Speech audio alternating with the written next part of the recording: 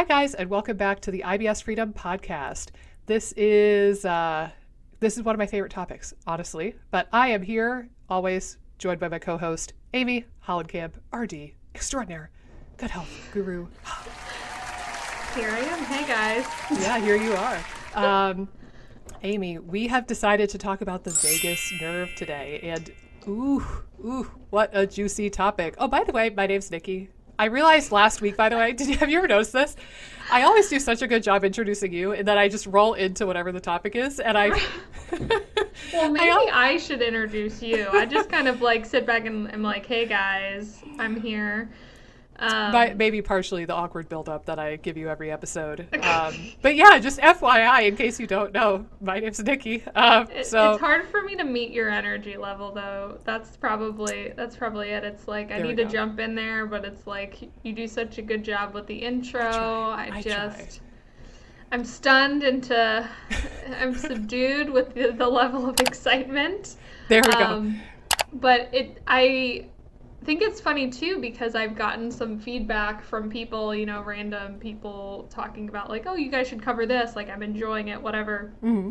They're saying it's all good, but I always say, oh yeah, like I'll run that by Nikki, and I feel like I think you're like, listed as Nicole too. Like, I think it's just like not processing. Yeah. So we should probably do a better job of that. Yeah. That's one of the perks of being named Nicole, but going by Nikki. I don't know. Nicole always sounded stuffy to me. I'm not a Nicole. I'm a Nikki. Yeah. But, like technically my license is under the name Nicole Daneza, and like, all my professional stuff is Nicole. But anyway, that is a side note. Today's topic, for those of you who tuned in to hear an actual topic and not us chit chat, is the vagus nerve. So this is a pretty big deal, especially since last week we talked about the gut-brain connection. And this is really the major highway that connects the gut and the brain, right? So, Amy, I'll open the topic to you for some opening remarks, if you would. But let's start this vagus nerve conversation, and then we'll share some of our favorite therapeutic interventions and tools and tricks and things that IBS sufferers can use, hopefully today. Right. No, I agree. The vagus nerve is probably one of my favorite topics as well. I think we share that. I'd be interested too, as the more we talk about this discussion, hearing about the chiropractic side of things, because I feel like the chiropractors are more hip to the vagus nerve, it seems, than other practitioners, which is cool. But I even remember sitting in a chiropractor's office and they had like a TV running with different things about chiropractic, and I remember being in high school and hearing them talk about the vagus nerve like in the office of the chiro that I went to, and it wasn't gut specific, it was just a traditional chiro. So I think that's cool. So I'd be interested to like hear about what you learned in school and like if that has evolved at all and that sort of thing. But yeah, I mean, I think the vagus nerve is super fascinating. I do think there's a lot of discussion around it more in the gut health space from what I've seen more recently, like people talking about strategies to strengthen the vagus nerve. Like, I'm definitely seeing that more and more. It's something that's definitely associated with low vagal tone, which basically means like weakness in the nerve is seen with IBS and IBD. So if that's weak, it's really hard for the brain to communicate effectively to the gut. And that's why it's so huge. But I think sometimes there's so much focus on the vagus nerve and less focus on the brain and the gut as well. Mm-hmm. And they're both communicating via the vagus nerve and both play a role in basically activating the nerve or, for us using the nerve. So I do think that that's a key point too. Like, before we dive too deep into the vagus nerve, like, you do want to also, if there's a brain issue, if there's a gut issue, making sure you're addressing those areas as well and not just focusing on like hardcore on gargling and things like that activate the vagus nerve and like basically thinking that that's going to heal the whole brain gut axis. And I think I've seen sort of that mentality of late where it's like, okay, all you have to do is just gargle or something and everything in the nervous system is going to be aligned. But I don't necessarily think that's true. I think there's such like a complex communication between the brain, the gut, and the vagus that it gets a little bit complicated. But the way I like to think about the vagus nerve is that usually as it weakens over time with things like IBS and it's not being used, those pathways become weaker and weaker and weaker, and it becomes easier to get stuck in that sympathetic type state, the fight or flight state, and it's so hard to get back into rest and digest the longer that the weakness in the vagus nerve has been there. So it can definitely be a crucial piece, because if you start building that up and you eliminate things that might prevent you from activating the vagus too, like toxins and getting the gut in order, and again strengthening the brain, like putting all the pieces together, I think it can make a huge difference for digestion and motility and all the key pieces that kind of keep SIBO away and keep your gut happy in general, if you're more of an IBS situation. Yeah. Yeah, and I think you made a good point. Like, you can't just whack at your vagus nerve and try to stimulate and forget the two things that are on either end. It's kind of like, you could almost imagine it like a barbell. Like, the vagus nerve is just the stick that connects the two weights on either end of the barbell. So you can't just lift the stick a whole bunch of times and think that you're going to get very far. You also need to pay attention to the weight that is on either side of the barbell, right? So I think not just focusing on the vagus nerve for the sake of the vagus nerve in isolation while not doing justice to the other two pieces of the puzzle is a worthwhile conversation to have. And what I've seen too, I don't know, you'll have to share with me. Well, you don't have to, but I would like you to share with me your experiences. That sounds so bossy. But I would say I've had patients, and I've seen this online too, where people are like, okay, cool. I'm going to do vagus nerve stimulation. I'm going to gargle. I'm going to use a TENS unit. I'm going to buy an essential oil. I'm going to take a supplement. I'm going to do whatever. But it's almost like there's this effort to like force the vagus nerve to do what you want to do, or like muscle your way through, like, come on, vagus nerve, do your job, darn it. But if you are, this is so hard to word. It's like, you can't heal things by forcing your body into doing things. And I think that that's especially true for the vagus nerve, because a lot of people, myself included, I think our vagus nerves get fried and our nervous system and our balance gets off kilter because we push through so much in our life. Like, we take emotions or things that we should say but we don't want to, and we just like bottle it up and shove it down. Or we wake up and we're exhausted, but we go to work anyway. Or we're fatigued, or like we have a relationship that we are just like done with, and we muscle through anyway, and we grit our teeth through it anyway. And there's so much of that, especially in American life, but I think even the world largely, where we are forcing ourselves and forcing our bodies to do things that maybe we shouldn't. And then, if we're doing a lot of that kind of stuff and not being mindful to that, like the stressors that are actually bogging down our vagus nerve, and then we're like, oh, and then I'm going to take this supplement or rub this essential oil on to get that silly vagus nerve to do its damn job. It's like, this is like another symptom of the greater issue. Like, you're trying to force your way through life in some of these situations that need to be rectified. And also you're trying to like force the vagus nerve to do its job when it doesn't want to do its job because it's overwhelmed. And maybe you need to take a pause and acknowledge that, like, you're overwhelmed too, you're stressed too. I don't know if you've seen that before, but I think this like mentality to just push through and push the vagus nerve to do its job can be a symptom of a greater picture. Right, and I think too, I think what we're saying is pretty similar, like even not focusing on the brain or the gut too, and just like going all in on the vagus nerve and like hitting that really hard. I think there's like a similar mentality, slight different, but I see the same people doing this that where they're kind of just focusing on the vagus nerve and Yeah. like pushing.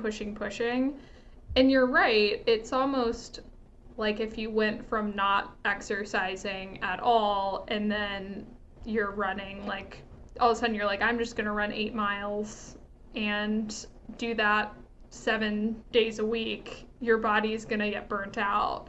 Yeah. So yeah, I mean, I definitely see that. I always wonder about that too with things like TENS units and some of the vagal stimulators. Like, I don't know how you really calibrate that properly for the individual, and maybe there's a strategy. I just haven't really used those types of devices because they're pretty expensive, and I just, again, I'm it's not something I typically use.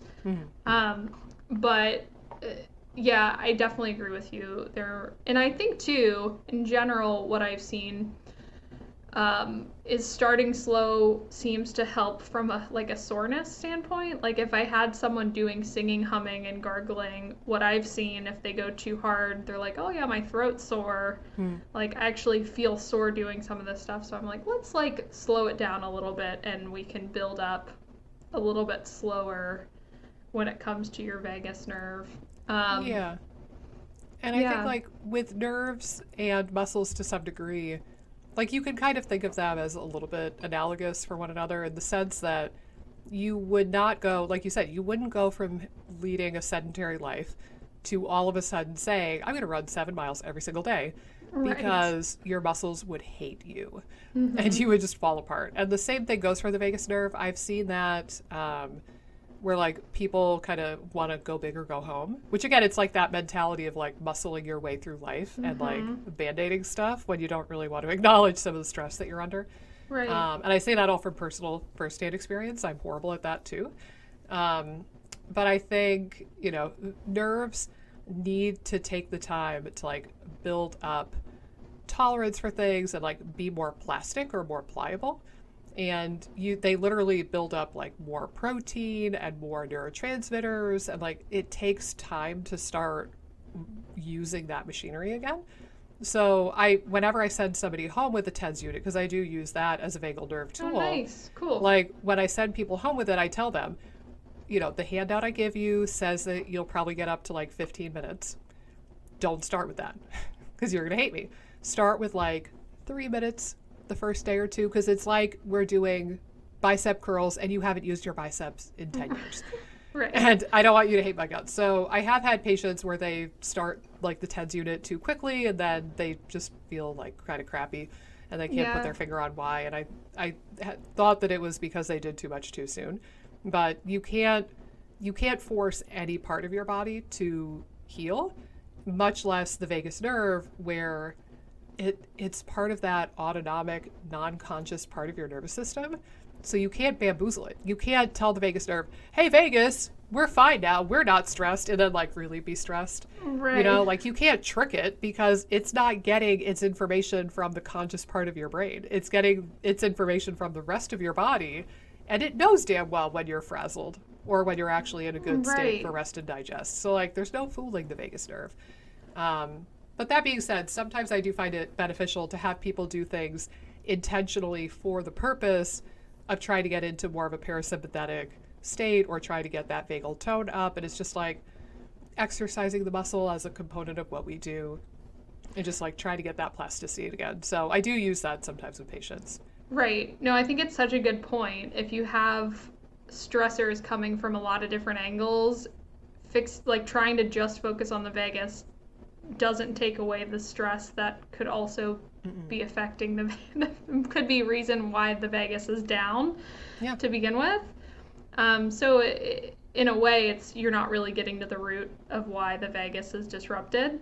Yeah. So that makes total sense to me. And when we were talking about going too hard on the vagus, it reminds me of when I go and play softball and try to sprint. For like the first time in like years, you know, I'm not usually sprinting. I do more weight stuff and like sometimes I run, but like sprinting is like, I feel like my muscles are so angry after I sprint like 3 times to first base or whatever.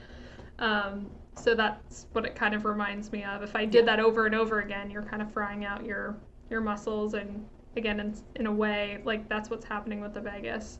Yeah.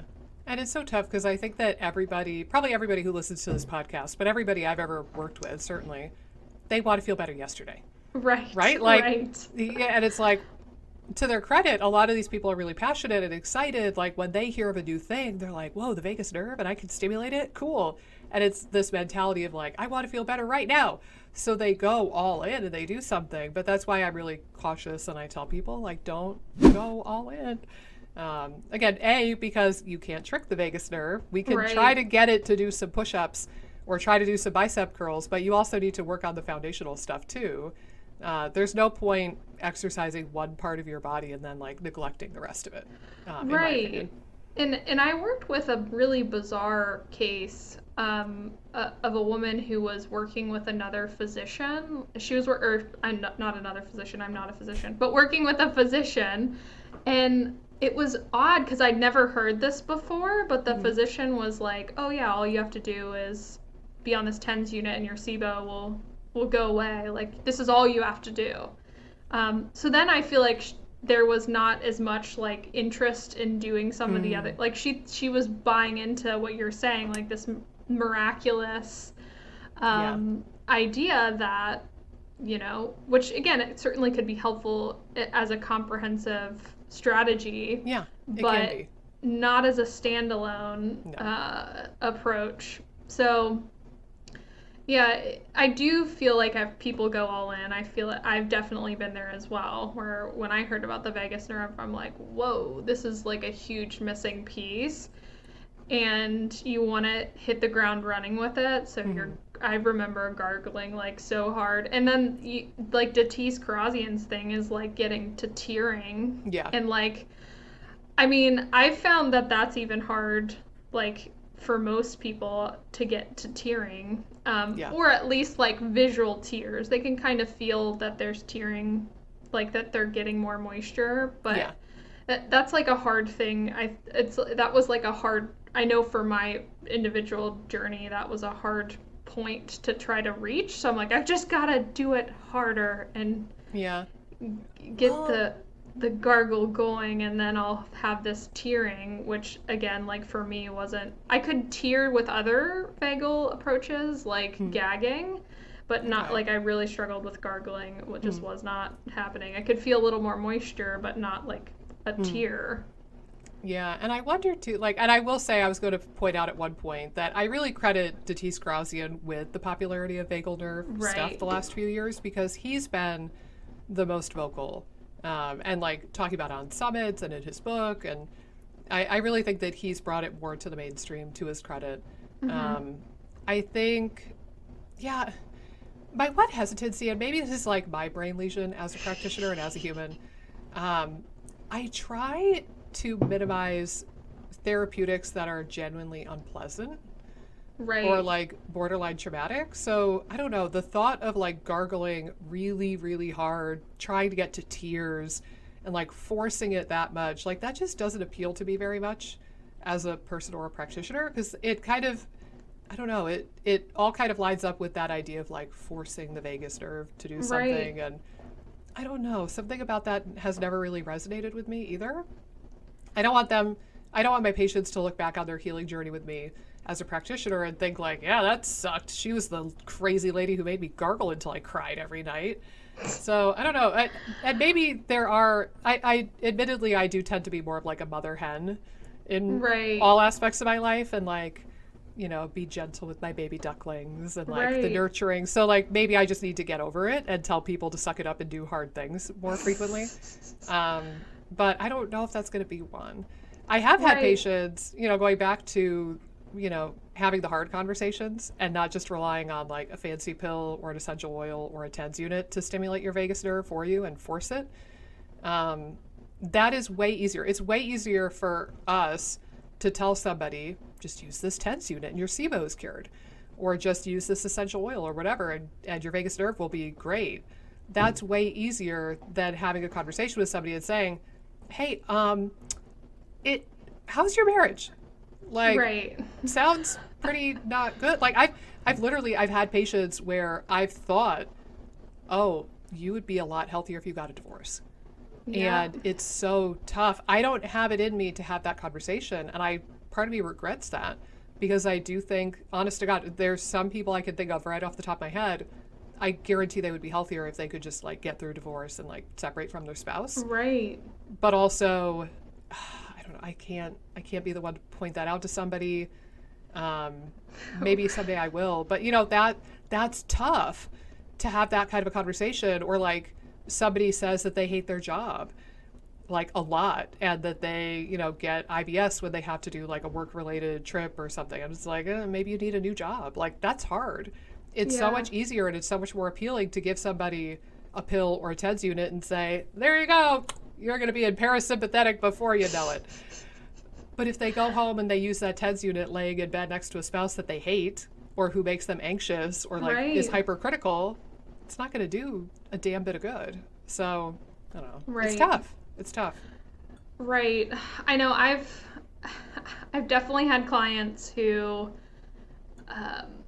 I can just tell by the comments about their spouses or relationships in general that I'm just like, oh no, like this is it's I think disheartening as a practitioner because again it's really totally out of our control. Like there's only things that we can control.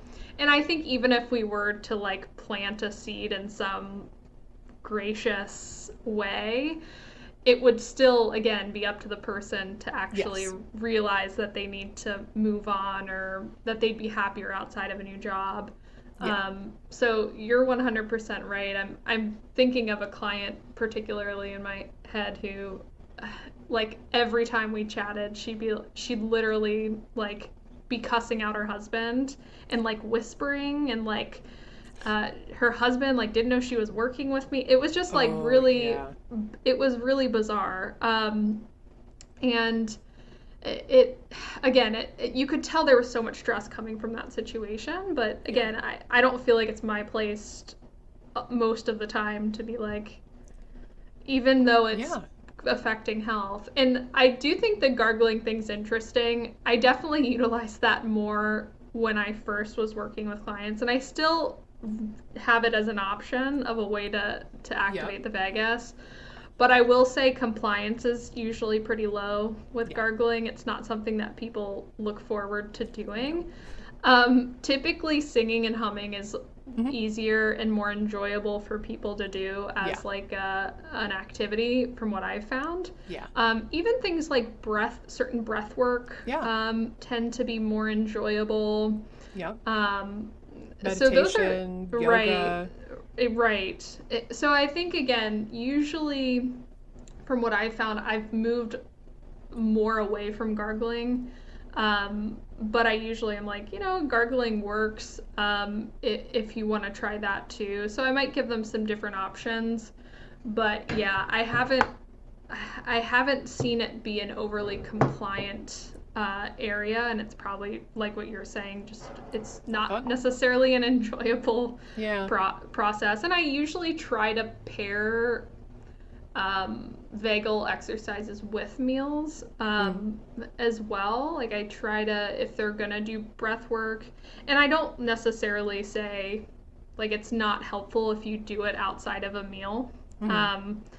Because then sometimes they're like, oh, I forgot to do it, and then I just like don't, and I'm like, well, that's okay. On me. Right, and I'm like, that's okay. Like it's not a big deal. You can do it outside of a meal, but you might get like a little bit more benefit if you do it before a meal, just to kind of settle your system down for a minute. But it's the gargling thing's a little bit tricky from what I've seen as a practitioner. It's not necessarily an enjoyable or fun practice. Yeah, it's not fun. That's why I lean away from that one in particular. I just think like, would I do it? Probably not. Like I might do it like diligently for a week. Right. And give it a go, and then I would give up probably if it was me. But luckily, the vagus nerve is the longest nerve in the body. It's the vagabond. It's the wandering nerve. So there's enough potential to stimulate it in different ways that it's okay. You don't have to gargle. In my experience, you don't have to gargle. You can do other things. I'll share this too. Like we mentioned a couple off the hand, but I just want to clarify, like some of the ones that we've already started talking about, like breath work, meditation, yoga, Like there's actually research studies to show that those things improve vagal nerve tone. So I'm not just rattling off like hippy dippy nonsense stuff. It's like these actually have studies. And one, like a really good overarching resource, I don't know if you use this blog very much, but the blog or the website Self-Hacked. I've seen that. Yeah, they have a really useful article about things that stimulate the vagus nerve. I forget how many there are. It's like, 19 ways to stimulate the vagus nerve. Yeah. And if you just type into Google, Self-Hacked, all one word, vagus nerve, you should be able to pop up that article. And they will link to some of the studies and like give a little bit more of an overview as a starting point. So if you want that as a resource, anybody who's listening, I would encourage you to read that. But they go through like some of these things that we've known are good for us. We know that meditation is good for us. And yet, we have some data that might nudge you more towards I need to prioritize this. And I think just anything that gets you in that like rejuvenated, restful state is going to be good for the vagus nerve. And I'll share, I don't know if this has research, but I'll share this anyway. There was a conference that I attended virtually over the summer. And one of the guys, I forget his name, but some big like IFM dude, he's lectured for the IFM for a while. He was doing his talk and he had got diagnosed with cancer. I forget the type, but he got diagnosed with cancer in the last year or so, and he's been undergoing both conventional and natural treatment for it. And he did a talk about his journey basically with cancer. Mm-hmm. And one of the things that he mentioned was that he had gotten an Oura ring, which we've talked about briefly before, but it measures your heart rate variability, which is thought to be a reflection of your sympathetic or parasympathetic state, so your vagal tone. And, he was monitoring that as a part of his cancer journey because there's data that supports increased heart rate variability is associated with better cancer outcomes and like survival. So he's been monitoring his HRV for a while. And he said, one of the things that struck me from his talk, he said, at some point, he was, he's taking herbs, he was doing whatever, he was eating right, but he started going down, they have like a creek in the back of their property, like down, through a field, in the woods, like a bona fide, little oasis. And he said in the spring, he started walking down there and he would just play at the creek for like an hour a day. And he was like, I was like building little things out of the sticks and the stones. And I was like making a dam and, and like skipping rocks. And he's like, I was playing in the water like I would when I was a kid, right? Like I was just like childish play, just kind of futzing around and having fun. And he said when he started doing that, his HRV shot up and got so much better within like days or a week. And I thought, isn't that freaking cool that just playing and like, I don't know if it's a combination of the outdoors or the the unstructured time in your life, like just having unstructured time where I could do what I want to do and not answer to somebody, like that is incredibly wonderful, I find. Or if it was, the water, I don't know what element it was, but for him, he noticed a drastic change in his HRV when, for the better I will add, when he started to just like play in a creek out back in his yard. And I thought that was really cool. So that probably is also facilitating vagus nerve function and improving vagus nerve tone. Right. No, I think, again, there's so many different elements of that could be helpful for the vagus. The play, the light, the outdoor light, the unstructured time. When you were talking about a creek, I just wanted to be like, don't drink the water. Don't drink the creek water. Exactly. I think that's going to come up in every podcast that we do. Yeah, we need to make t-shirts for the podcast. Right. Yeah, it'll be a t-shirt one day. Right. But no, that's really cool. You'll have to dig up the name. The one I keep on thinking it's Jeffrey Bland, but I don't think it's him. No. I should know his name. He actually lives in Asheville, North Carolina. So, cool. It starts with an H. I'm going to Google it right now because it's going to bother me. He's in Asheville. Why can't I think of this? And he's like a big guy with the IFM. I heard him lecture at the IFM before. I'll have to look it up. Yeah, you'll have to let me know. Yeah, I won't bore the podcasters with my Googling of things, but guy, his name starts with H, something like that. Last name, that is. But anyway, moving on. So basically anything that relaxes you or lets you take a freaking chill pill or brings you joy probably has the ability to improve vagal nerve tone. So again, like painting the picture of what not to do again. You could have a person who is gargling their little heart away or using a TENS unit or trying to boss around their vagus nerve, but then, they're stuck in a miserable commute that they hate, going to work for a boss that they hate, and like they're always rushed and they don't have time, and like they're kind of like meh on their spouse. It's like, these are the things like, is the vagus nerve work going to make a profound impact for that person? But if that same person like makes some shifts in their life, even if it's not getting a divorce or getting a new job, which are huge life changes, even if it's like have a hobby, like schedule some time in your life and just draw a line in the sand and tell your employer, tell your spouse, whatever, like, this is me time. I'm going to get acupuncture once a week. I'm going to do painting. I'm going to go, out on a lake. I'm going to do something for myself 2 hours once a week. Hard no to everything else, but just like have some structured time in your life.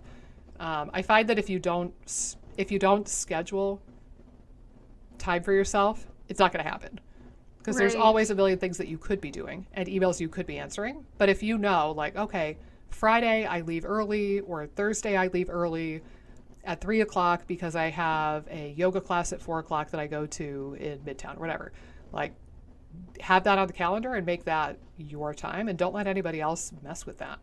Because that's really what will actually do good things for your vagus nerve, I think. Right. And I think that usually areas that I focus in on, and you've hit the nail on the head with them, are like connection. So how connected is someone? And lots of times if you're struggling with SIBO and IBS, it's very easy to disconnect. Because you're either having symptoms, or you don't want to go to that restaurant, or parties give you stress if there's not food for you. And I get that because I've been there. But even if there's situations that you don't necessarily enjoy, and it's just going to be that way for a little bit, like as you're moving forward and with your gut health, finding other ways to connect that aren't necessarily food related. It's harder now with COVID. I think COVID's definitely frying some vagus nerves. So I think I always zero in on connection, whether it's like to your immediate family, or if there's just a need to connect more. And then I think what you're saying too, like hobbies and having like me time that's not necessarily connecting to someone else, but connecting to yourself in a way, it can be really powerful. I definitely would recommend getting a puppy. We were talking about that before this call, how now I got one puppy and I want to get more puppies. I fully endorse this. Right. My husband did not. So Nikki is telling me yes. I need to get some more yeses on my side. Everybody, comment in the YouTube below. Say yes. Yes, Amy, get that other puppy.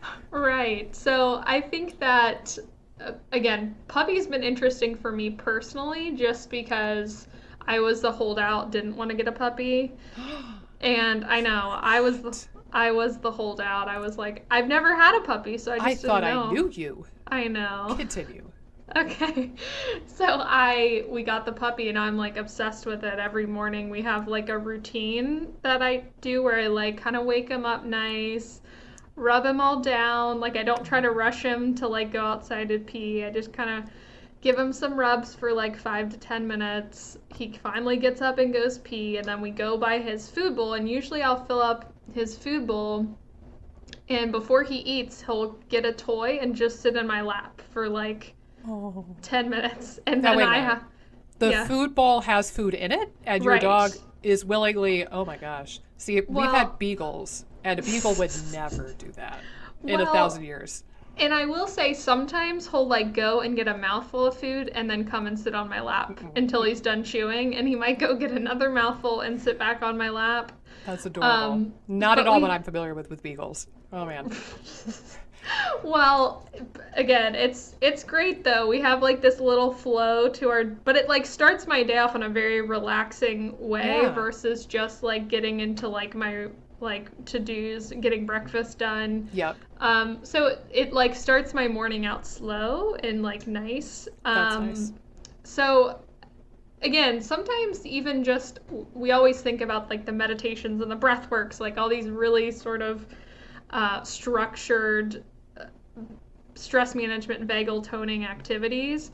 But I think you're exactly right looking at it from a broader standpoint of how is your environment, what everything in your environment that could be conducive to strengthening your vagus Exactly. is really important to pay attention to.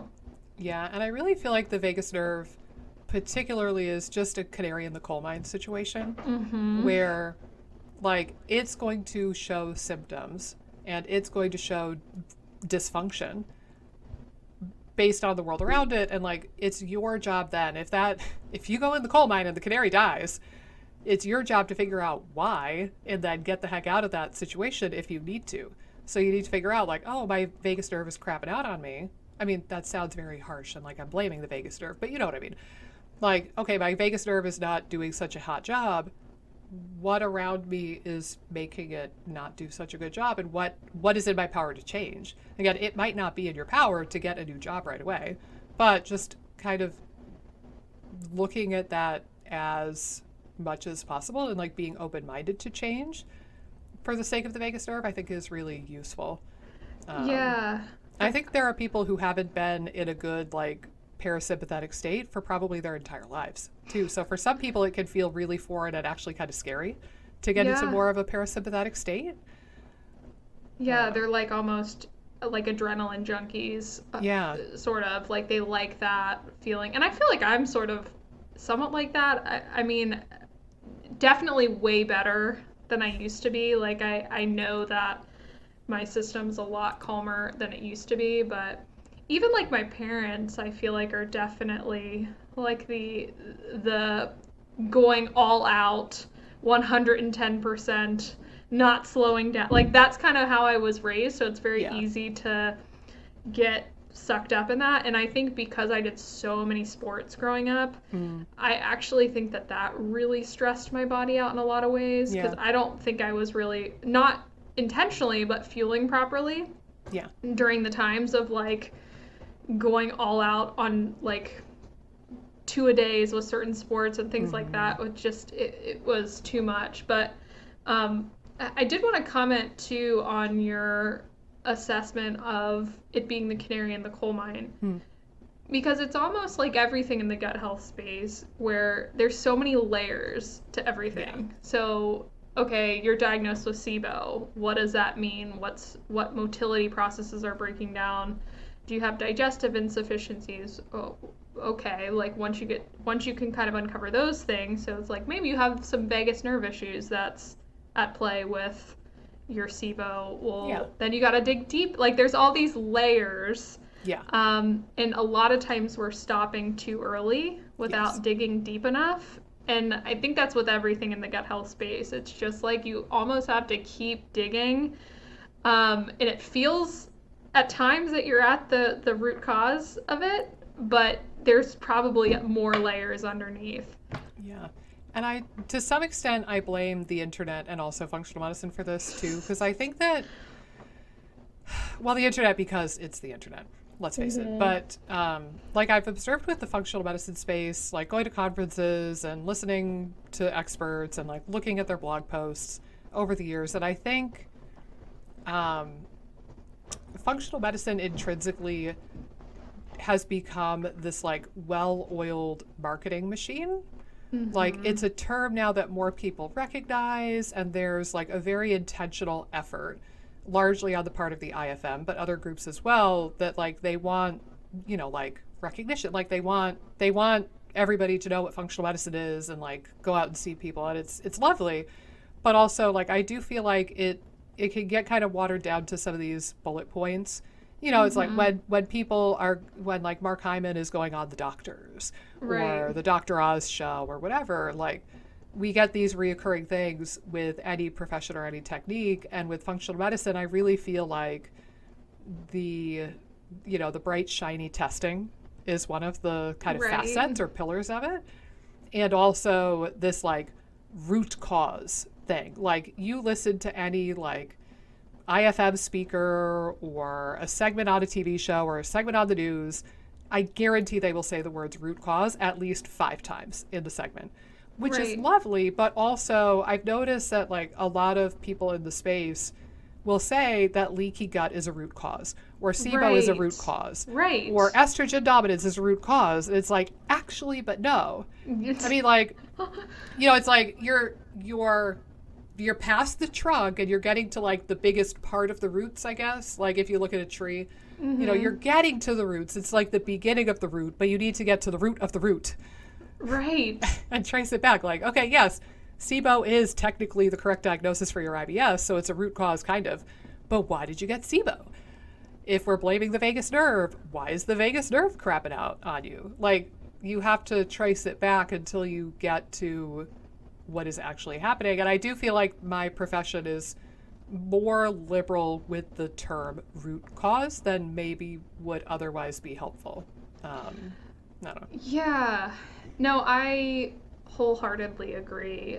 I think in general we've sort of voiced some complaints about the functional space, and I think even sometimes like I would like consider myself like a part of the functional and integrative Yeah. space, but there's a lot of like frustrations that I know we've sort of Yeah. aired our grievances about, which again, the more I'm in it, the more frustrated I get with it, and it's just like, ugh. Well, And I do think the frustrating part too is that even if you go to a functional medicine doc personally, so it's not just these like as a whole functional medicine or Mark Hyman going on the doctors or like these articles being shared everywhere, but even if you go to a functional doc, they'll say individualized care or like root cause approach, and that's what people are really wanting, but then the protocols are very cookie cutter. Mm-hmm. Yeah. And I've observed that too. I've seen, if I get, 2 patient referrals from like a particular, I'm just going to like pull an example out of nowhere. Right. Like if I get like 2 referrals from another practitioner who does like integrative or functional OBGYN work, 2 people can be diagnosed with estrogen dominance and have the exact same protocol. Right. Or I know a guy in town too, and he's very smart, and he does functional neurology as well, but like the functional medicine piece of what he does, literally, and like he's told me this too, Yeah. but literally every single patient, he puts them on the autoimmune protocol diet, and every single person does the repair and clear protocol from Apex Energetics. End of story. And then, and it's like, I think that helps a lot of people. And yet, it's incredibly cookie cutter. And you can't really call it functional medicine at that point. So that kind of drives me bonkers too. But anyway, we're getting off the topic. We could always rant about my profession later on. But I think, there's no perfect people, and there's no perfect groups, and there's no perfect professions. I mean, I could go on totally separate rants about chiropractors or acupuncturists or herbalists or whatever. But there's, I think it's worthwhile to have a conversation about like the relative strengths and weaknesses of each profession and like where where they're at, because then people can make informed choices and like find somebody who actually is thinking a little bit more outside the box instead of just like saying that they think outside the box, because there's an awful lot of showboating in the modern world because the internet makes that really easy to do. But anyway, back to the vagus nerve though. So that was a tangent. May I tell you a little bit about the TENS unit thing? And then I would like to discuss I'd love to hear that. Supplements a little bit. I really think that, honest to God, 90% of the work for the vagus nerve needs to be getting your affairs in order so that you're not frying your vagus nerve on a day-to-day. That's most of it. But for those people who, here's one of the areas where I will use the TENS unit a lot, is the patients who come to me and they're like, I react to everything. Like any herb or any supplement or any vitamin or any food that you try to introduce to my system, I'm going to reject it, right? Like I'm going to get a rash, or I'm going to throw up, or I'm going to do whatever. Like those people who have all of the allergies and all of the autoimmunity and like all of that reactivity, and they're like, sometimes I feel like they come in to see me and they're like, good luck, because all of your tools, you know, the food, the herbs, the supplements, like good luck, because you can't use any of those. Those are the people where I really start thinking, okay, I need to do something that doesn't involve you ingesting things. So this is where I'm going to be more, thinking like lifestyle and stress kind of stuff and life habits, but also, you know, can we do something like vagus nerve work, exercise, or sometimes I joke with patients, let's get creative with enemas. Like maybe we put something in the other end and get a therapeutic effect that way. Like there's a lot of different options. But what I will share is that the vagus nerve stim with the TENS unit, I would say, I'm going to give you like a couple of bullet points, but not enough to actually do this at home. And I know that's probably a bummer for people, because you're probably watching this podcast and thinking, son of a gun, like I want to do this now. But the thing is that it is a TENS unit. It is a medical device. So I don't really feel comfortable, and it's probably a liability to like give you all of the tools to do this. So I'll give you just like a general walkthrough. But basically a TENS unit, very often you will get exposure to this in a physical therapy office or a chiropractor's office, because the way I was taught to use a TENS unit is in my PT classes, we were taught to use it for muscle pain and muscle tension. Like, oh, you have tense low back muscles, you get one of these bad boys, and I'm going to try to not use a lot of visuals since I know we have people listening to audio only, but it comes with these sticky pads. You usually get 4 of them, and you get these sticky electrode pads, and say if you have low back pain, then you would position these sticky electrode pads on the muscles of your low back. And then you've got these wire leads that plug into a little device, and it makes a like shocky, tingly feeling in the muscles. And it, depending how you set it, you can make the muscles contract and then relax and contract and relax. And it can be helpful for musculoskeletal pain and like tension. So that's how we're all taught to use it in school. What has come about more recently and is very useful is that the vagus nerve has an extra little bonus branch called the auricular branch that goes to the ear. Lord only knows why, but it does. So we've got this little wussy branch that picks up sensory information from the ear, like that little piece of cartilage in front of your ear, the tragus, or I'm sorry, the tragus, right? The front piece of that ear, and also like the inner part of the ear canal. So what I'll do with patients when I'm doing the TENS unit, and they've gotten a lot cheaper now, like a TENS unit with an ear clip is probably like $40, honestly. So it's not bad. But I'll tell them to go home, I'll give them instructions.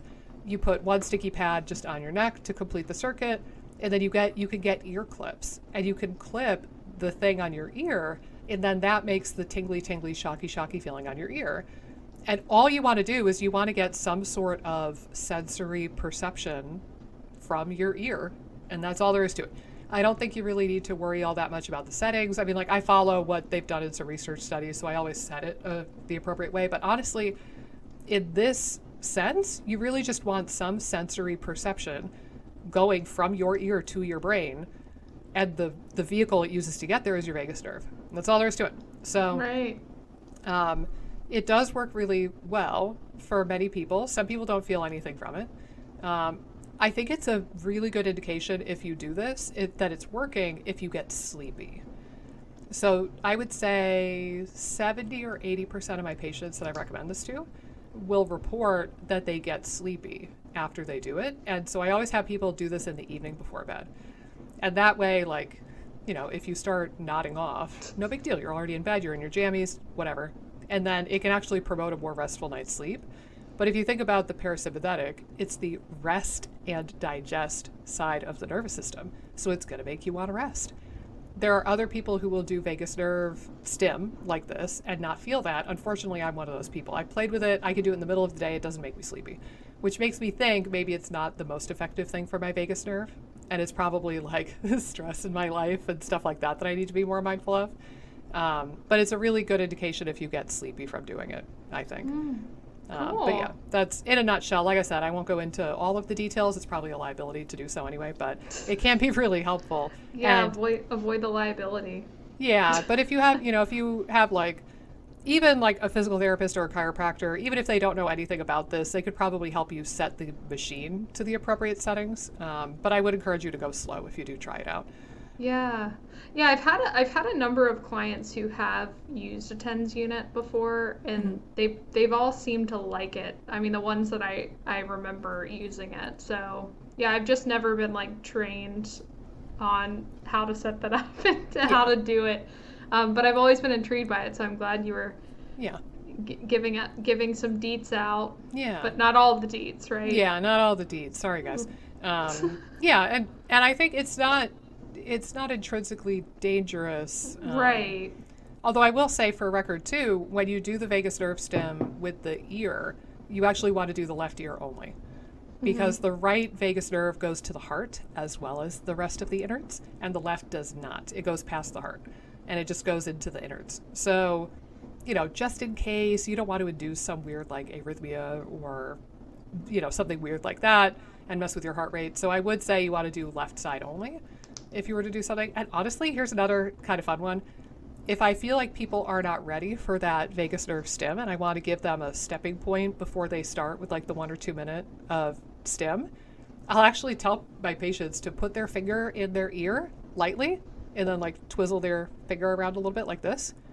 Because again, all you're doing is you're getting sensory perception. You want your nerves to think, ooh, I feel something on the ear right now. And that perception of, ooh, I feel something is going to relay back to the brain via the vagus. So you can actually stimulate it on the free with virtually no risk by just putting your finger very lightly in your ear and just kind of moving it around and twizzling it around. And that can do something too.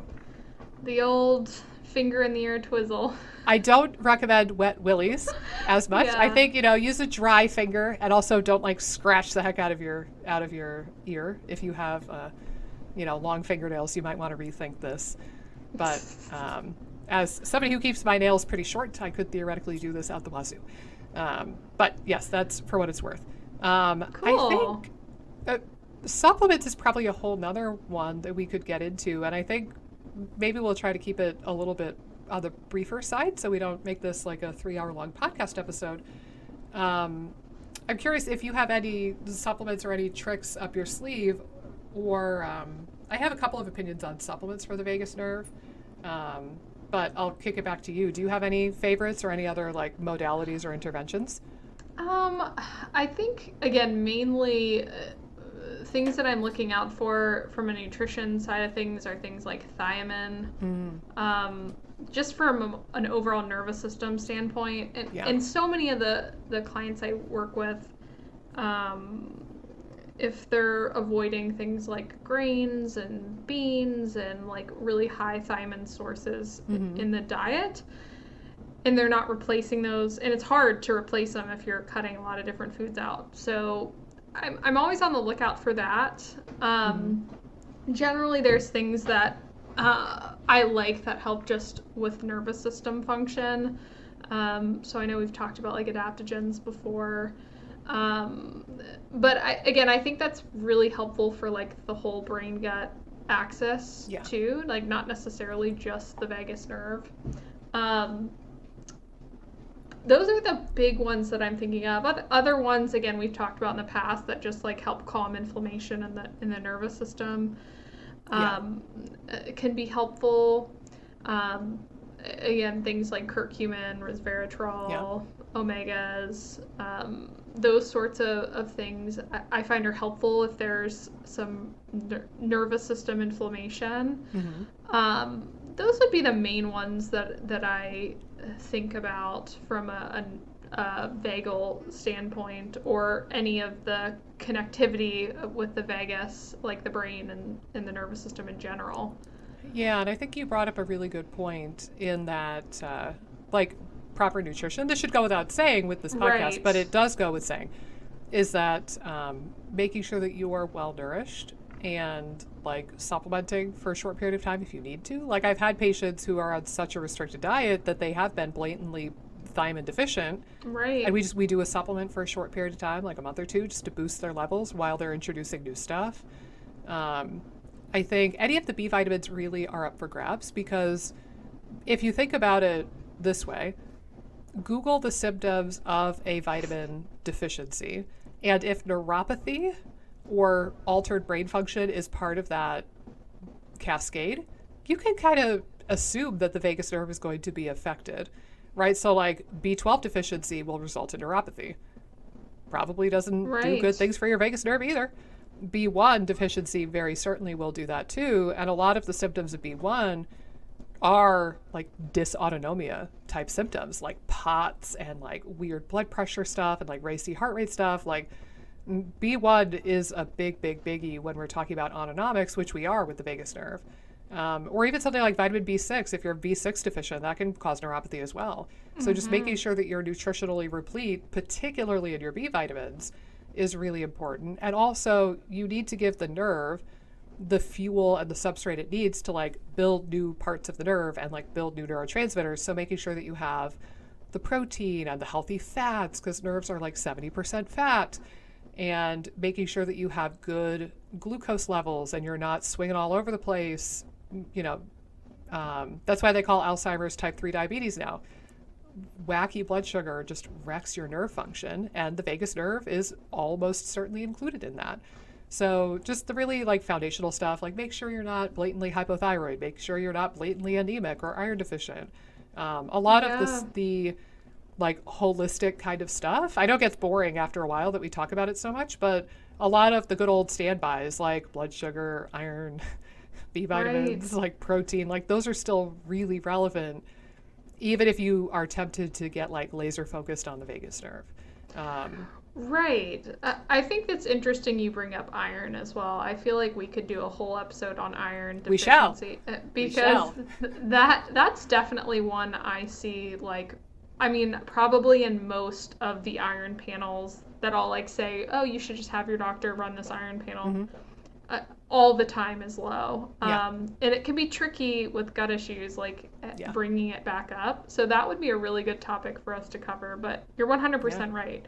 And I even think, I mean, we've talked about this a lot too, so we're beating a dead horse, but overall nutrition, if you're under eating and your body then like is using things like the health, that you might be eating some healthy fats and eating protein, but if it's not enough, you don't have extra resources to rebuild. Your body's in a state of just breaking things down all the time. And it just is going to stress your body out. And as I've said a number of times on this podcast, it's something that I see so many of my clients doing and not addressing, because they're in this space which I've been in too, where it's like just removing foods, like I'm reacting to this, like so hyper focused on the diet piece but they're missing the nutrition piece. And if you're not eating enough, that's going to stress out your nervous system as well. Yeah, and I almost imagine it like very simplistic, like if we were to kick it back old school, like 50,000 years, I don't know like what time frame. I'm not a history buff, but if we were to kick it back, way back to like the good old days when we were, hunter and gatherer societies, to your nervous system, there's almost like two main modes, right? You could either be out there chasing the wildebeest and like fueled by adrenaline and cortisol, and like that's the fight or flight mode, is you're running from the bear or you're chasing the wildebeest, one or the other. Or you're chasing a meal or somebody else thinks that you are a meal is another way to think of that. So that's the yin to the yang. Or you are home in your cave eating the meal that you just caught. Like those are the two scenarios that your very primitive, midbrain sees. And if you can try to convey one or the other intentionally, like so many of us are in these lousy situations of like a lot of stress or financial difficulty or a marriage that sucks or a job that sucks or whatever. And we're constantly just like fueled by adrenaline and cortisol. So of course our nervous system is not going to get the memo that we want to break down the food. And also if you're in that mode of under eating, this is the segue if you're wondering, if you're in this mode of under eating chronically, your brain Like, you might think that you're telling your brain that you're at home in the cave eating the whatever you just caught. But if your brain is perceiving a lack of calories, your brain also knows, oh, she's going to need to like go chase down a new wildebeest any minute because we're starving. So it's like, you might think that you're in rest and digest, but if you're really under eating chronically, you're also giving this mixed message to your nervous system of like, yeah, I'm eating and we're home at the cave eating the whatever, but also I probably need to go out and find more food because we're starting to starve, and that's not good. So like, we need to go out and hunt again. So we need that cortisol and that adrenaline and that sympathetic tone. So I think undereating can play a big role. I think that that's really accurate. And I also think that sometimes when I talk to people and we're talking about building calories up, it can feel a little bit, people, again, like we were talking about, want to get better yesterday. That whole process of changing how the body is going from that fight or flight state, like let's say you've been under eating for a year and we're working on it, that's not like an overnight switch. Like if you start eating again and eating enough, which is a great first step, but it has to be consistent enough to where the body feels like this isn't just a fluke. This is something that's going to be, you're going to get enough nutrition for here on out so that it can operate effectively. So I would say too, if you're someone that knows like, oh, I might not be getting enough calories, I need to focus on adding some food in to calm down my nervous system and to get more into a rest and digest state, I would have some patience with that process and understand there might be some growing pains with it as well, like with kind of adding some food in. I do find that sometimes the process of adding calories in, and this is why it's probably important to work with someone too, to know what's a normal part of that equation. Sometimes you might need to add some digestive support with it. You also might need to change around meal structure and focus on like volume of things you're eating to try to get more calories in. But I just wanted to point out that it might take some time to rebuild that feeling of rest and digest long term. It's not going to be like that immediate switch like the second you start eating well again. Yeah, and I think it goes back to how intelligent your body actually is. Right. Your body, I'm just imagining like if you've been under eating for a year and then you have like 3 days of eating more food, your body on some level might be like, ha, you're not bamboozling me. The whole switcheroo. No. I'm not going to do that yet. And it still thinks it needs to like conserve and be in that state of more sympathetic, we need to go hunt another wildebeest kind of stuff. So it is, you have to basically work your way past that resistance where the body thinks like, hey, she's trying to trick me. Right. This doesn't seem like what we've known for the last X amount of time. And it could be that you've been in that state for years or decades even. But like, if you think about it that way, your body is just, it's like your brain's a big supercomputer. And your nervous system is just observing the world around it and picking up on patterns and then trying to make sense out of those patterns. And if 99.9% of the pattern has been starvation mode, and then you're just starting with that 0.1% of, hey, no, it's okay, we have calories and stuff, it might take a little bit of time to shift that in your favor. Yeah. I always think of it too with dieting. So this is outside the realm of gut health, but I still see it in my gut health clients if they've been like more dieting for a long time, like yo-yo dieting. They can oftentimes have some weight gain as we're adding in calories. As their metabolism has probably been running in a way where they're trying to conserve fuel, as you were mentioning, like they're trying to conserve everything that's coming in. And I know with some of the clients I've worked with, that's very frustrating because maybe they don't want to gain weight. But I'm like, this is kind of, it has to be part of the process of your body finding a new, or rebooting the metabolism again. Because, probably eating 1,200 calories a day, if you're an active individual, I think in general is probably too low. But especially if you're active, It's just going to be problematic from a metabolic overall function standpoint. So Yeah. getting over that hump again your weight might change. You might feel, especially in the early like couple of weeks. Sometimes there's like some blood sugar swings. I've seen too if we're adding like carbs in as well. As the body's trying to regulate different fuel sources, but it can be a little bit of a hairy, like a dicier transition if you're not sure what you're doing. And even if you do feel confident with your plan, there could still be like a little bit of bumps in that process. So I would just be patient with it and really just focusing on getting your body in a better and nourished state, and keeping that on the forefront of the mind. And again, working with someone helps as well. Yeah. Yep, I think so. And it could be honestly triggering to add new foods in for some people. So just kind of like being mindful of that and being kind to yourself and checking in and saying, oh, hey, like this is actually really like a lot for me to deal with. I don't know, just giving yourself that space and that ability to heal and knowing when you need help and reaching out to somebody who knows what they're doing and has sympathy and knowledge around what you're dealing with.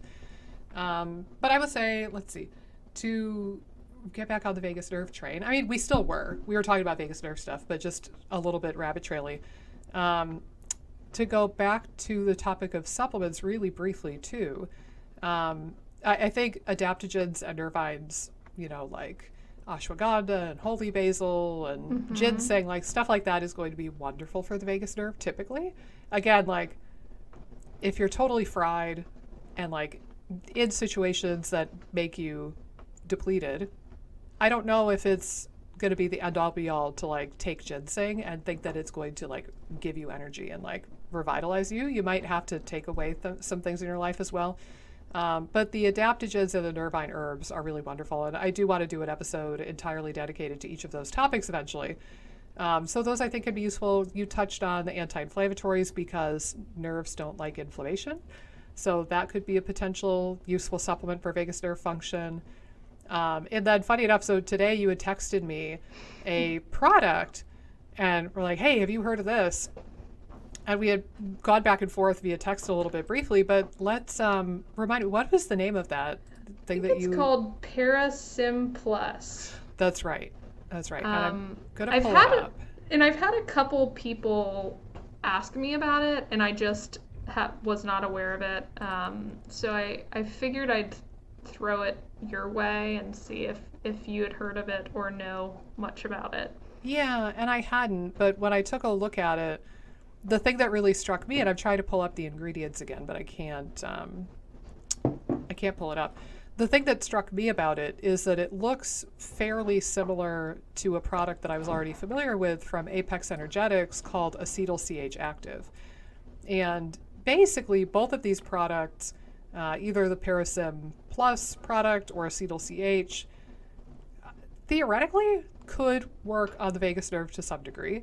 Again, I think that it's, the canary in the coal mine situation. If you're trying to like force your vagus nerve to work, you're probably not going to get very far. But Amy, did I ever tell you about the time I accidentally discovered a Prokinetic? No. So this happened in grad school, and that it wasn't until just a couple years ago that I realized like kind of what I had stumbled on. So like, right, there's all these Prokinetics that are available on the market. There's prescriptions. And then we have like the general, Motil Pro, motility activator, right. 5-HTP, ginger, artichoke, some combination thereof. And a lot of them look mighty, mighty similar. And they're trying to do kind of similar things. When I have patients test out different Prokinetics, one of the ones that I have them try is Acetyl CH Active. It's not marketed for that purpose whatsoever. It's marketed by Apex as like, more of like memory support, temporal lobe support, like acetylcholine pathway in the brain kind of support. Right. But I accidentally discovered it was a Prokinetic myself. So long story short, I had taken Acetyl CH, I think when I took boards 1, like a bunch of us, we were all cramming for the test and we were nervous. And I was getting into the functional medicine geekery, and Dietitian said it was good for memory. So I was like, I'm going to try this. Sure, why not?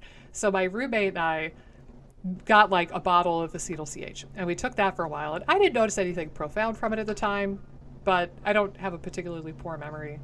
Other than names, I suck at names, but otherwise I'm pretty good with my memory. So I was like, I don't know, maybe it's not like my weakest link. Got through boards one, everybody passed, everybody was hunky-dory. About a year later, my friends and I are gearing up for part 2 of boards, because we break it up into chunks as chiropractors. And about a year later, we're getting ready to sit for part 2 of boards. And I was like, ooh, I'm going to get acetyl CH active again, because why not? And they had changed the formula over the course of that year, and I didn't realize it, or I'd forgotten it, and they made it stronger. So when I started it again, I was like, all right, I had got, Dietitian always says to play with the dose on that kind of stuff to see the effect.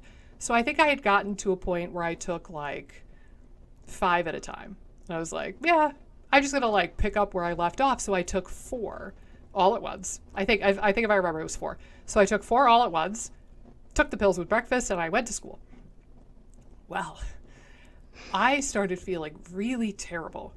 I was in a class, and of course it was like the one class, the one teacher, where I could not duck out easily. The guy, this particular teacher used to be a Marine, and he was one of those teachers that and he's this big, like burly, muscly guy. And for all that he was, he was a nice guy, and he liked me just fine.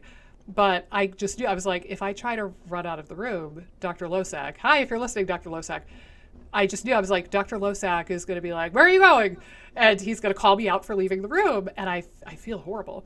But I was starting to get like mad vertigo, and the room was spinning, and I was kind of queasy, nauseous. A bunch of my muscles were twitching, like the muscles on my arms and my legs and like my traps, like a bunch of my muscles were twitching. And my gut was just like making a lot of noises. And it was mostly the vertigo, the headache, and like the kind of nausea that was really getting me. But I remember I was like hunched over in my chair, kind of doing this, like trying to hide in my class, because I didn't think I could leave. So I was like, I'm just going to sit here for a while. And one of my friends, AJ, like kind of like put his hand, he was like, are you okay? I was like, no, I'm not okay. Yeah. So he's like, okay, you go. I'll cover for you. Like if Dr. Losak, yells at you or whatever, I'll tell him that you're feeling like crap. I'm like, okay, thank you. I made it out of the room, and I parked my butt on a bench right outside the room. And then like all the classroom leaves. Like everybody comes out of the class. They're like, hey, Nick, what are you doing on the bench? That's weird. Funny enough, that day, Dr. Losak had forgotten that he was supposed to take us to the clinic for our orientation for clinic. So all of a sudden, it was the weirdest experience, because I'm sitting there feeling like crap, and I'm like, okay, I got out of the room. I made it. I'm good. And then out comes my teacher and all of my classmates. And I was like, oh no. I was thinking, oh no, he's super pissed. And he's going to like lecture me out here. He wouldn't do that. I don't know why I thought that, but I was like, oh God. And then they all just marched by me, and they were like, come on, Nick, we need to go to the clinic. It's orientation. I was like, what? And then similarly, AJ covered for me again. And long story short, I made it home. My friend gave me a ride home, and I just laid there in bed with all of my muscles twitching, room spinning, nausea, and my gut going. And I finally had the epiphany. I don't know, like an hour later, I realized, all of these are acetylcholine pathways. Oh my God, I overdosed on the supplement. Because you have acetylcholine pathways in your gut, the vagus nerve, in the muscle, the neuromuscular junctions where you control all of your skeletal muscles. So like your biceps and your triceps and your quads, all of those are acetylcholine run. The vagus nerve is what makes you like queasy and nauseous and like carsick. Like that, the connection of the vagus nerve to your cerebellum is what makes you feel like queasy and carsick and motion sickness, but also it was making me really dizzy and really nauseous. Like everything all of a sudden made perfect sense. And I was like, oh, I'm a dummy. Okay, I'm just going to ride this out. And then sure enough, a couple hours later, it wore off and I was fine. But I thought I was dying. But it wasn't until years later, like literally 10 years later, it was like 2 years ago, I had the epiphany. I was like, wait, that supplement did stuff to my vagus nerve. I know it did because I overdosed on it. And that's why I've been using acetyl CH active as a prokinetic. It's not marketed that way. But I will tell you, as somebody who overdosed on a similar formulation, I do think it revs up the vagus nerve to some degree. I don't know if I would recommend overdosing like I did, because I took way too much. But that was actually when I realized, I was like, oh. So when I have patients try 1 week of each of the Prokinetics, acetyl CH active is one of the ones I have them try out, because for some people that is like the Prokinetic of choice and they love it and they don't like the others. For other people, they might like one of the other products. I'm still going to point out, like 50% of people, when I have them speed date all of them, I mean, 50% of people very clearly prefer motility activator. So that is my Prokinetic of choice. If you're just like listening, you don't have the ability to try all of them, try motility activator. Like that, 50% of people aren't lying. But there's like smaller percentages that like other ones. And acetyl CH is actually the number 2 or number 3, depending how you crunch the data. So nice. It does help a fair whack of people. Cool. Yeah, I like motility activator a lot. I'm not a fan of Motil Pro. No, that one has bombed my experiment. Less than 10% of people actually like motility or Motil Pro. It has so many symptoms too. Like I mean, I would say probably most of the people I talk to have some sort of ginger burn as well. Yeah. From it, much less so from motility activator. So yeah, I mean, even that to me is, so if you're on Motil Pro, you might want to try a different one if you're finding that that's We should take out stock in integrative therapeutics, because we're going to get everybody to buy their stuff on this podcast. I think that, try to enhance motility from that end. Potentially something similar to acetyl CH active or this Parasimp, whatever, could be helpful. They're slightly different formulations, but more or less a lot of the same kind of stuff. But supporting acetylcholine and supporting memory, and I'll say this too, one of the things you need to make acetylcholine, the neurotransmitter, is choline. So if you're eating, a vegan diet and you're not eating things like eggs and choline sources, that also could compromise your vagus nerve tone. So you might want to consider having like egg yolks and I don't know, registered dietitian, tell me other foods that have choline. I always just tell people to eat eggs as long as they tolerate eggs. I think things like liver have choline, but again, like that's a harder one, I feel like, to incorporate in. Those would be the big ones that I know of. Again, if you can eat eggs, for sure, eat them. Yeah. I have a list too I can pull up with choline. I think sometimes even dairy has it, but again, that could be another harder to break down for certain people food group. I mean, I think that that's really fascinating about the it's called acetyl CH active. Is that what you said? Okay. Yep. Yeah, acetyl-CH active is the product. Seems like I think it's always interesting to me, like how people come up with the names of their products. Sometimes they're like too much, where I'm like, you need to like settle down a little bit, and other times they're like very much like too sciencey, to where like I don't know. We should name supplements ourselves. We should. After we make the Don't Drink the Creek Water t-shirt, we'll get on that next. Our next project. Exactly. Yeah. Exactly. Well, I'll tell you what, Amy, I feel like this was a pretty thorough tour of the vagus nerve and the parasympathetic nervous system. Any closing remarks? Anything to add? I did want to just ask you too, just from like a more conventional chiro standpoint, are there any like manual manipulations that chiros do from a vagal standpoint? I don't know. Not that I'm aware of. And this, I might get flack from colleagues because I don't do as much of the chiropractic work these days. But not that I know of. What I will say, and I'm glad you brought that back up, is twofold, is that sometimes just standard chiropractic adjusting, I think, can really reset the system really nicely. Right. I've never experienced this exactly, but two of my very close friends, and I'll use Mamie as an example. Mamie, my roommate in grad school at BFF, very frequently she would go get adjusted. And she tried different types. She went to an AK doctor for a while. She went to an upper cervical person for a while. She did a technique called DNFT for a while, like all different kinds of techniques. And she would go get adjusted. And most frequently she would come home and she would be like, it'd be like 3 p.m. or something. And she'd be like, oh, I've just wiped. I'm going to take a nap. And it became a running gag because I was like, you're not waking up from the nap. Like I'll see you in the morning. So she would come home and say, I'm wiped. I'm going to take a nap. And I'd be like, good night. She's like, no, it's a nap. I'm like, good night. See you tomorrow. Right. And she would conk out and just sleep for 15, 18 hours all in one stretch. And then she would wake up and she would just be like rejuvenated. And this would happen really frequently with her when she would get adjusted. And she always described it as like this wave of calm and this like tension release for her, that her body just literally felt like it was in parasympathetic again. And she was like, I need to rest. And I always was envious of her because I've never really experienced that from chiropractic. Mm-hmm. But I've had cervical adjustments where my cheeks blush a little bit, and I'm like, ooh, a little something there. You're making me blush. But I haven't gotten like that full body reboot feeling. But I know that Mamie has many times. And then I was talking with another friend on Marco Polo very recently, like 2 months ago, and she went and got adjusted. And then same thing happened to her. She was like, man, I slept like a rock that night. I felt amazing. I feel like I have energy.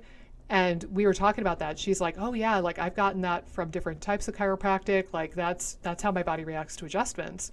And we were talking about how it's probably just getting you back in parasympathetic for the first time in a while. And it's like a hard reboot for your system. So I do know multiple people who have said that for, just chiropractic work. I don't know if there's a special technique that you need to do or seek out, but just right. A good chiropractor might help you with that. I think, we learned the anatomy of the vagus nerve and we learned enough of it, but I don't think in my school, we didn't learn a technique for it. But in functional neurology, which is like the sister, profession to functional medicine, and that's what like Karazian does, for example. In functional neurology, they do talk quite a bit more about vagus nerve tone, and they talk a lot about how like 90% of the brain's activity fires down into the vagal nerve nuclei in the brainstem. Mm-hmm. So also like theoretically, if you have, low dopamine or low serotonin or low GABA or like not enough activation of certain neural pathways in the brain or the cerebellum, or if you don't have enough movement, then that can compromise your vagus nerve. So actually I've noticed too that one thing that can help quite a lot is exercise, particularly if it's vigorous. Yeah. Walking and, light kind of activity doesn't seem to do quite as good of a job, but like exercising and getting your heart rate up and really moving your body will fire up pathways in the brain, and then that will fire up the vagus nerve nuclei. So, and then the functional neurology, like they have a much more thorough like intake process and exam process. And there's like subtleties, looking at the pupils from side to side and seeing if like the sympathetic activity is lopsided from side to side is another conversation they will have. So like the symmetry of vagal nerve firing is something bigger in like the functional neurology space as opposed to like typical chiropractic work. So that's a whole other topic for another day, but they do talk about the nervous system and the sympathetic and parasympathetic balance quite a bit in functional neurology, which is usually practiced by chiropractors. Yeah, I know that I've had clients that feel like they get a lot of benefit from just regular adjustments from like a nervous system standpoint. Yeah. So I know I've had that conversation with people, so it's interesting just hearing your take on it. And Mamie, I remember her as your closet meditator friend. Yes, my closet meditator. My kiddo, my little kid. She's 5 feet tall and I'm 6 feet tall, so she's the pipsqueak. I don't know. This will be like a weird note to wrap up on. Did I ever tell you about Big Things, Little Things? No. It brings my heart joy. I can't wait to hear though. So Mamie is very small and I am very not small. And that amused me from the moment we met. And luckily, she puts up with my like very cheesy sense of humor. So one of the things I forget when I started it, like a year or two into living together, I've started a photo series that I call Big Things, Little Things. And they are photos of things that represent us. Oh. So if I am at Harbor Freight with my husband or the Home Depot, and there's a big hammer and a little hammer, I'll take a picture of them together and be like, it's us. Aww. Or like a big wine bottle and a miniature wine bottle. It'd be like, it's us. The ultimate is if you could get both the big thing and the little thing in the same photo and pose with them in a ridiculous way. That's what really is like the cream of the crop. But occasionally I will see just an absurdly large thing or an absurdly tiny thing, and then I have to take a picture of that as a standalone. So like, I think 2 years ago, Costco had these teddy bears that were literally like the size of a van. Oh my gosh. They were huge, and unnecessarily huge. And of course I had to pose with that and send it to me. So yes, that's my Big Things Little Things photo series. Aww. Hopefully she never tires of receiving them, because I will never stop sending them to her. And particularly with the pandemic, as we got outside and went on a lot of family walks, I took a lot of pictures of very tiny flowers for her. Aww. Yes. I love that. Yeah, my little buddy.